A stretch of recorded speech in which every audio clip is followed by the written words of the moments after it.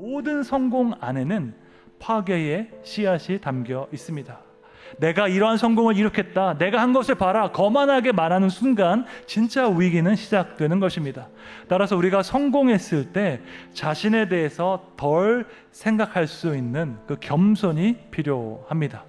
이 겸손이 어디에서 옵니까? 이 겸손은 하나님께서 행하신 그 일을 인정하는 것으로부터 시작되는 줄로 믿습니다. 하나님께서 행하신 그 일을 인정하는 것, 다른 말로 하나님께 감사하는 것입니다. 하나님께 감사하는 것이 왜 중요합니까? 하나님께 감사할 때 나에 대해서 덜 생각할 수 있게 되고 하나님에 대해서 더 생각하게 되기 때문입니다. 하나님께 감사할 때 우리는 하나님의 역사를 기억하며 그분 앞에서 겸손할 수 있기 때문입니다.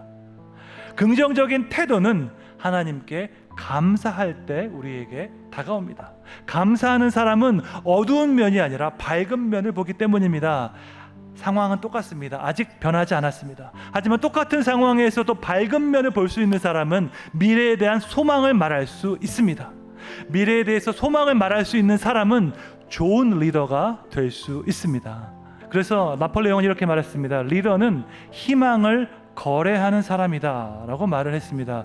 희망을 제시하고 꿈을 제시하는 것이 리더에게 가장 중요한 일이라는 뜻입니다.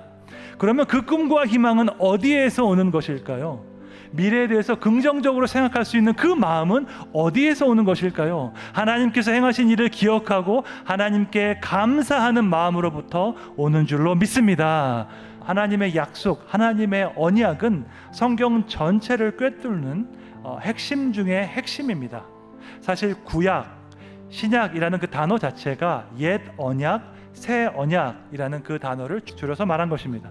하나님께서 그분의 백성을 인도하시는 방법은 그들과 언약을 맺고 그 언약에 근거한 신실한 사랑을 베푸는 것이었습니다. 그러므로 하나님의 언약을 기억하는 것은 우리가 하나님의 백성이라는 그 정체성을 기억하는 것과 마찬가지입니다. 우리에게 일어나는 모든 일은 결코 우연이 아니라 우리를 지키시고 인도하시겠다는 그 하나님의 약속에 따라서 일어났기 때문입니다. 하나님의 약속을 기억하는 것은 우리가 그분의 백성이라는 사실을 기억하는 것입니다. 하나님의 백성으로서 우리가 정체성을 가질 때에 우리는 교만하지 않을 수 있고 또한 절망하지 않을 수 있습니다.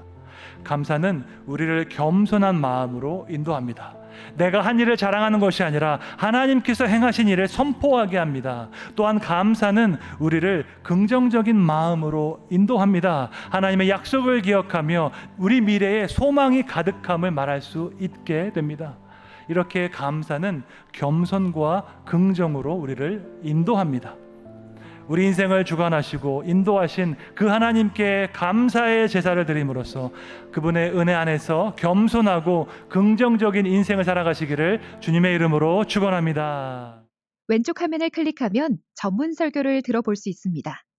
구독과 알림 설정 눌러주시고 사람을 살리고 키우고 고치는 생명사역에 여러분들의 많은 참여와 동참 부탁드립니다.